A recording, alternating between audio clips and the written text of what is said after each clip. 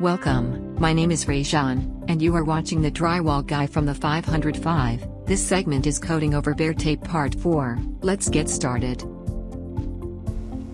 Now you're ready to coat the angles out. You'll be using a 6-inch knife, and the same principles apply.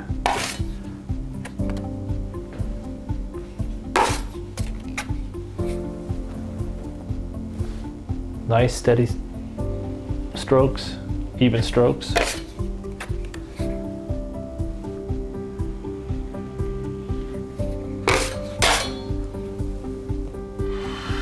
Feather your edge.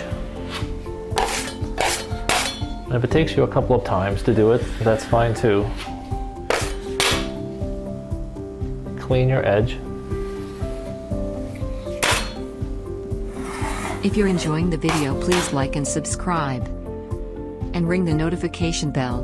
Please leave a comment below. It helps the algorithm and lets us know what other video topics you would like to see. Thank you.